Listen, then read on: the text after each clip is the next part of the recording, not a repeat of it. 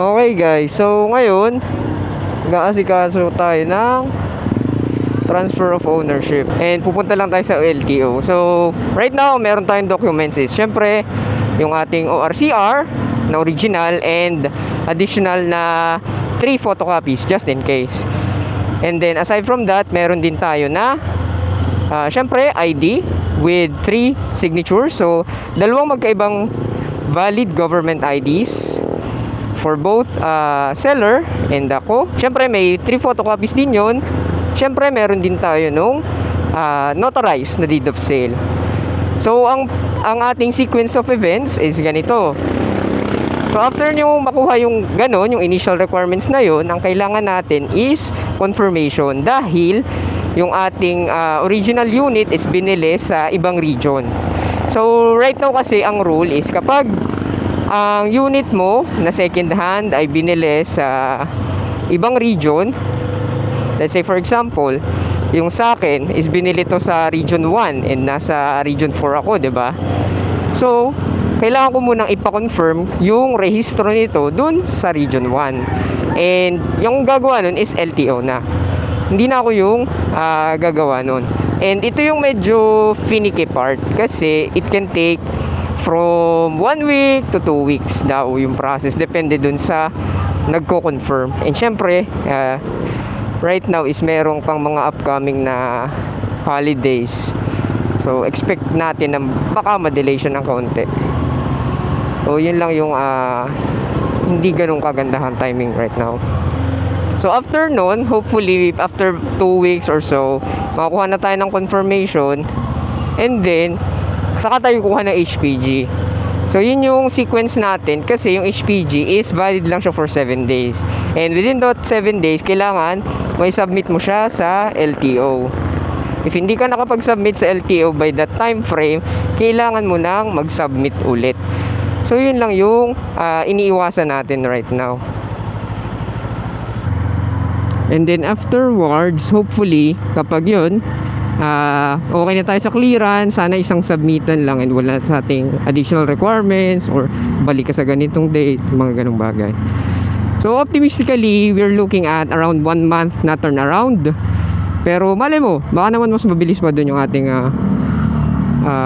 time frame. Depende talaga.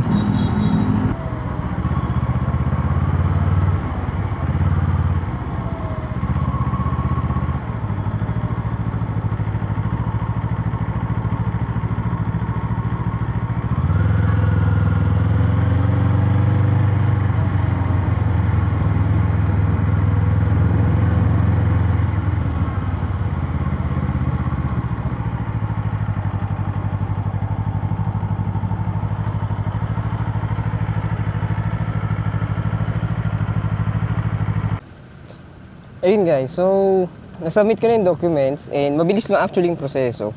Mga 5 minutes lang, mga 3 to 5 minutes lang actually. So, yung requirements basically is Xerox copy lang yung kailangan nyo i-submit nung ORCR, yung notarized na deed of sale, pati yung dalawang ID ng buyer and seller. So, yun lang, i-submit nyo lang dun sa specific window. In this case, dito sa LTO sa amin, may dedicated window for transfer of ownership or yung confirmation ng rehistro. So, hindi ka napipila dun sa usual na pinipilahan na may mga kanya-kanyang sariling window. Hindi na dun. Bali, may sarili na siyang dedicated na window. Diretso ka lang dun, present mo lang yung documents and kukunin lang yung pangalan mo and yung number mo dun. After dun, is kukontakan na lang nila. So, yun lang yung time frame na hindi sigurado. It can take for around 1 week, pinakamabilis daw. 1 week na yung mabilis. And pwedeng umabot pa ng 3 weeks. Depende kasi meron nga mga upcoming na holiday dito. So, yun. Balitaan ko kayo guys kung anong status next time. So, ayan guys. Good morning. So, after 1 month, so, ano ngayon? April 17. Almost 1 month. So, kasi nagpunta tayo dun around March 19 and na-file daw siya around March 19 din.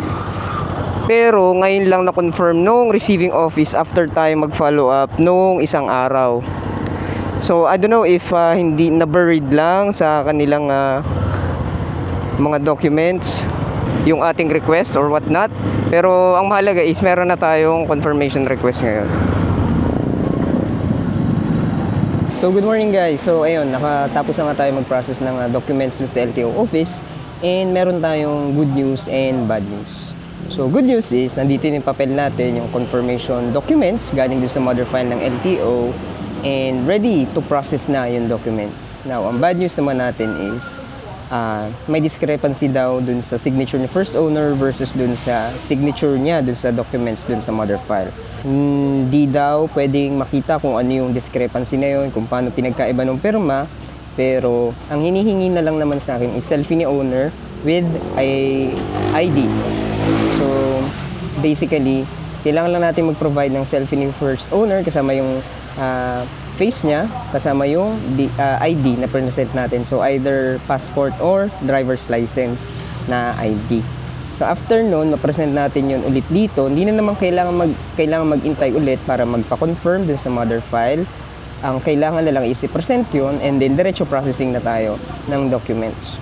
So hopefully by next week is makontak natin yung first owner natin, makahingi tayo ng selfie with the ID, and yeah, makapagtuloy na tayo ng process ng transfer of ownership, and hopefully by end of this month sana. So time check today is April ngayon, so hopefully this end of April sana is matransfer na natin sa pangalan natin yung ating Eliminator 450 SE. Ayan, yun lang guys. Okay guys, so eto na naman tayo. Hopefully nakuha na natin yung picture ni owner with valid ID. So sasubmit natin siya. So tingnan natin kung ano yung next step. So I'm assuming is yung insurance, MVIR, and then yung HPG clearance. Okay guys, so naisubmit ko na yung papel, and insurance and HPG na nga yung kasunod, and inspection. So meron na rin naman dito insurance, so kumuha na ako dito para hindi na ako pupunta kung saan pa man. And I think 3 years na yung kinuha ko, and 2K yung hiningi. Apparently for 3 years na yun. Hindi ko lang alam kung kasama din yung MVIR. Punta lang tayo doon. Okay. So yung HPG kasi sa amin dito ay nasa kampo ng militar sa Southern Luzon Command. So matagal lang daw dun is sa land bank. So in time check alas 2 na. So if ang goal natin ngayon is at least sana makapagbayad sa land bank kahit ibang araw na lang tayo bumalik. Sir, saan po yung sa HPG po? Saan po tayo, sir? HPG po, dito daw po sa... Alam nyo na. Ito, sir, Hindi ko po. Patlong poste, right side, yung may gray na sasakyan. Yung may BIOS ba yun? Oo, yung Nakausli? oo. Opo. Tapos yung exit natin, sir, pag galing tayo ng HPG, balik tayo ang nilikuan ng sasakyan, sir. Tumbok natin pinakadulo, doon yung exit natin. Ito pong, itong Ayan, truck. pinasukan ng Ayan, sasakyan. dire-diretso lang po ako dyan ang exit. Papuntang exit, tumbok na natin doon. Thank you po, thank you.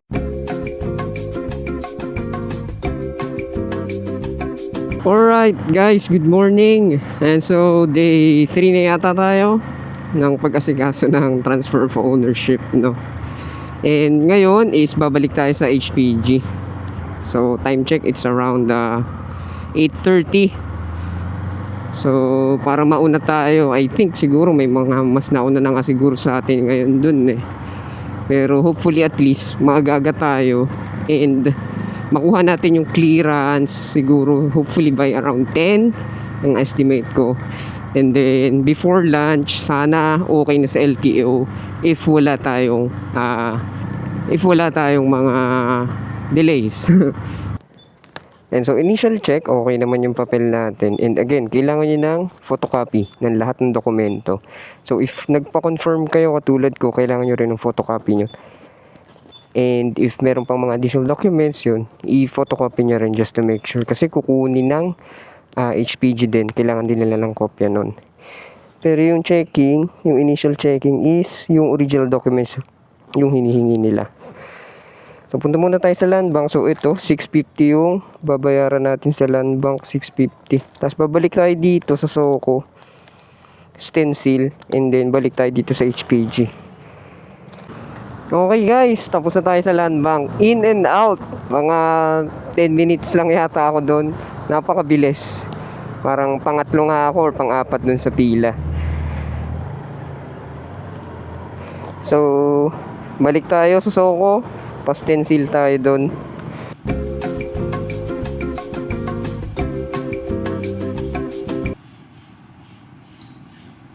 So, ito pala guys. After nyo magbayad sa land bank, so ibibigay yung receipt plus yung parang form. And kailangan nyo rin pa-xerox yun ng 2 kopya. Kasi hihingin din nyo ng Soko and dun dito sa HPG. Ayun guys, so time check, 10:30. So, tapos na tayo finally. So, mabilis sa land bank pero natagalan lang dun sa pag-process sa LTO. Ay, pag-submit, yung final submission and checking. So, pipicturean pala. Parang final requirement, no? So, recap lang tayo sa HPG clearance. So, again, number 1, kailangan may photocopy kayo ng lahat ng document nyo. And, initial submission or initial checking is kailangan ang i-check is yung original documents muna. Check ni officer dun sa clearance office yung original documents, and then i-issuehan kayo ng pagbabayarin kayo sa land bank for 650 pesos.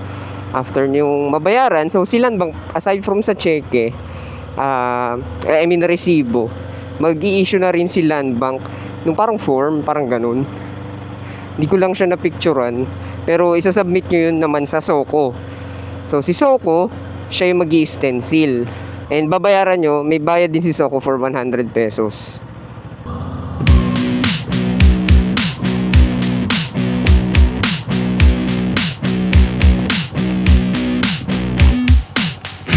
Bend like a willow, bend like a willow, Godzilla. Bend like a willow, bend like a willow, Godzilla. You are my... So, ayan, finally, nakuha na nga natin yung mga dokumento and nakapagpa-transfer na tayo successfully ng ating pangalan, and nakuha na natin yung bagong ORCR. So, i-recap lang natin yung buong proseso na pinagdaanan natin. So, unang-una, ano ba yung pinakang mga requirements na kakailanganin nyo or hahanapin nyo sa mga seller? Whether kung dun mismo sa mismo owner kayo bibili or dun sa mga buy and sell, tulad ko. Ano ba yung mga hanapin yung dokumento? So, number 1, syempre, original na ORCR. Number 1 yan. Dapat nakamatch yung pangalan ng owner and yung unit, yung mga number, serial number, dapat nakamatch yan. Number 2 is yung deed of sale.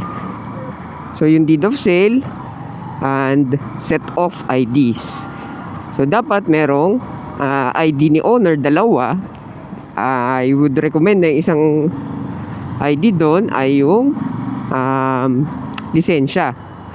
And yung isa is another government valid ID.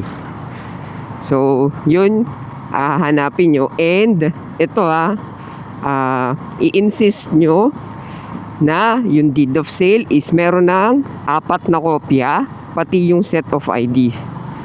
So, 4 na kopya with wet signatures, no? Ito yung mahalaga, wet signatures. Hindi pwede, hindi yung isang kopya tapos pinaserox lang. So, i-insist nyo na 4 na kopya and then manually na pinirmahan ng owner yung IDs and yung deed of sale. Yung ORCR, ipaserox nyo din ng 4 na kopya.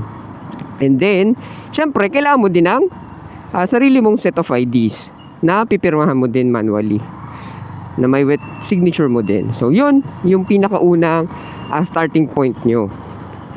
So, next nun is kailangan nyo i-close yung deed of sale. Or in other words, kailangan nyo panotaryohan. So, papanotaryohan nyo yung deed of sale. ang hahanapin doon ng nagnotaryo or nung attorney ay number 1, yung original ORCR. Kung titingnan muna yon. Pero di ba 4 yung kopya ng mga set of IDs nyo. Yan. So bibigyan nyo yung attorney ng tigi-isang kopya nung deed of sale, nung IDs, nung ORCR. Yan. Bibigyan nyo ng kopya yung attorney. And syempre, yung 4 na kopya ng deed of sale, lahat yon is merong wet stamp and signature nung notary public. So kaya mahalaga na yung mga document or initial document nyo, lahat is wet or original. Wet signature and original. Hindi lang basta photocopy. So ayan. So yun yung first major requirement, yung notarized deed of sale. Mahalaga ito kasi ito yung tinitingnan kung late mong napatransfer yung motor. So yung date ng deed of sale or nung pagka-close ng deed of sale, ito yung tinitingnan na basehan kung late mo bang napatransfer or not. Which in my opinion is may mali din. So we'll get into that later. Next is, pwede ka na pumunta sa LTO. So punta ka sa LTO and ipacheck mo yung initial na documents mo. So yung deed of sale, yung IDs mo, yung ORCR, yung initial checking muna sa LTO.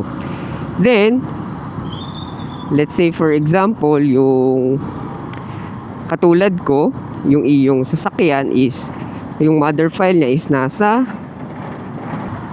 ibang region.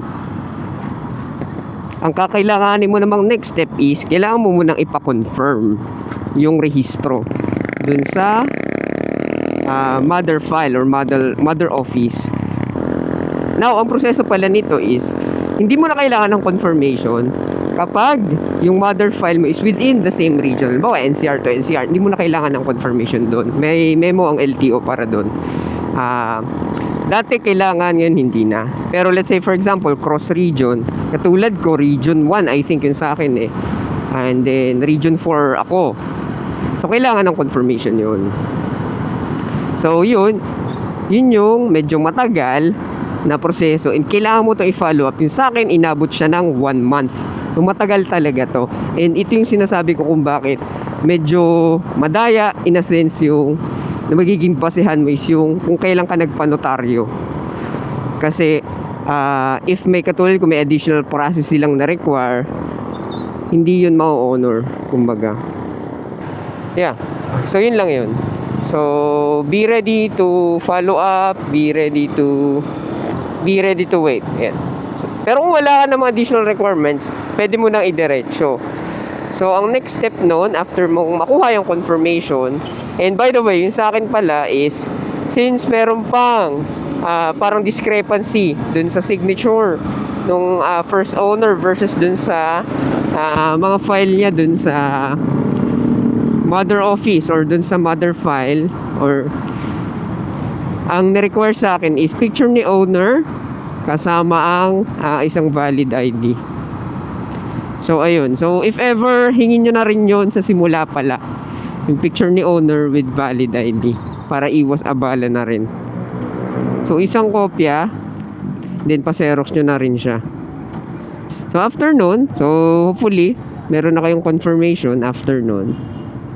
Ang next steps nun is insurance, ito pwede nyo nang kunin, HPG clearance, and yung inspection. So pwede yung ang uunahin nyo, pwedeng unahin nyo na muna insurance kasi pwede itong third party or pwede rin doon sa LTO, depende na sa inyo.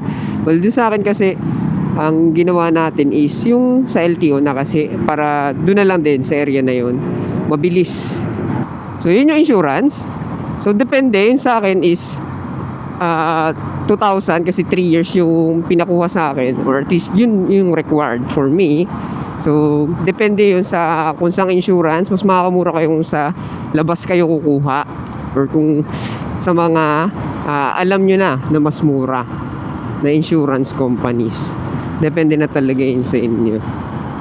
So after nun, insurance, pwede na rin kayong kumuha ng HPG. So yung sa HPG, ang proseso again is kailangan yung mag-provide ng lahat ng kopya again ng documents nyo from dun sa mga additional requirements sa confirmation and stuff, kailangan nyo din yung i-provide sa HPG. So, ang gagawin ng HPG officer is, i-check niya muna ang original copies. And then, once na-check na ng HPG officer, bibigyan na kayo ng request para magbayad sa land bank. So, 650 pesos ito. And then, after nyo magbayad sa land bank, so si land bank, nasa kanya na rin yung parang receipt, yung resibo, para dun sa HPG. And then, babalik kayo. Ang kasunod yung pupuntahan is SOCO. Now, yung nakuha nyo sa land bank na resibo and parang yung may acknowledgement na form, something, ganun. Kailangan nyo ipaserox yun, 2 kopya. So, paserox nyo yung 2 kopya. Yung isa is kopya ng SOCO mismo. And then, dun sa SOCO, magpapastencil na kayo. So, yung bayad dun is 100 pesos. So, ito lang yung para ma-check na walang record yung existing yung sasakyan nyo na ginamit sa krimen, ganyan-ganyan. So, yun. After nyo magbayad doon, yung isang kopya ng pinaserox nyo galing sa SOCO, i-attach nyo na yan kasama nung mga existing documents nyo. And ito yung ipapasa nyo sa HPG dun sa final na processing. So, doon, after ma-process yun, i-encode lang naman yun nung officer. Ang gagawin lang is yung hepe, papapicture kasama yung parang placard ng HPG, ganun. Kasama yung sasakyan mo, kasama ka rin. Yun yung parang final na ritual, kumbaga. Well, at least dito sa amin, ganun yung ginawa. So, yan. So, after nyo yun, meron na kayong HPG clearance. Yay! Itong HPG clearance naman, hindi nyo na kailangan ipaserox yun. Yun na yung kailangan i-attach nyo lang siya dun sa original docs nyo na isa-submit sa LTO. Now, meron na insurance, meron na clearance, pwede na kayo magpa-inspection. So, sa inspection, meron din namang mga third-party accredited dyan ng LTO. Depende na lang kung magkano, no? Yung bayad. Pero pwede rin naman sa LTO. Sa akin, walang bayad kasi sa LTO ako nagpa-inspection eh. So, wala akong binayaran para dun sa MVIR. So, after nun, so yun kasi yung mga main components eh, yung insurance, clearance, and inspection. After nun, pwede na kayong magpa-stencil. So, yung sa akin, sinabay na lang dun sa inspection yung stencil. Then, bigyan nyo na lang ng tip yung naging stencil sa inyo sa SOCO, yung nag-stencil sa inyo dun sa LTO. After yung mapa-stencil, ayan. So, final submission na lang ng documents. And, pipila na lang kayo sa cashier or tatawagin yung queue number, bibigyan kayo ng number, and then hintayin nyo lang matawag yung pangalan sa cashier. Sa akin, binayaran ko is 350 pesos. Ito medyo matagal to, akala ko mabilis lang tong proseso na to. Around 1 oras din yata yung inintay ko. So, depende sa dami ng tao. Kasi ito is dadaan pa sa approval ng, I think, ng chief ng LTO, mga ganun. So, depende na lang din talaga, no? Sa inyo or sa office nyo. Pero, yun yung buong proseso ng pag-transfer ng ownership. And siguro, advice ko na lang, after nyo makuha yung original na kopya, same as with any other docs, is paseros nyo na yung original. And then yung Xerox, yun yung dadalhin nyo. And i-store nyo to usually sa isang plastic envelope na waterproof para hindi mabasa o madamage. Yan. So, yun yung dadalhin nyo. Then, i-keep nyo lang yung original sa bahay nyo para hindi mawala. Kasi, mas mahira kapag ito is yung nawala. Yan. So, sana nakatulong tong video na to sa inyo para kung sa mga naglalakad ng mga second hand na unit katulad ko. And, good luck. Ride safe tayo lahat. Alright. Peace out.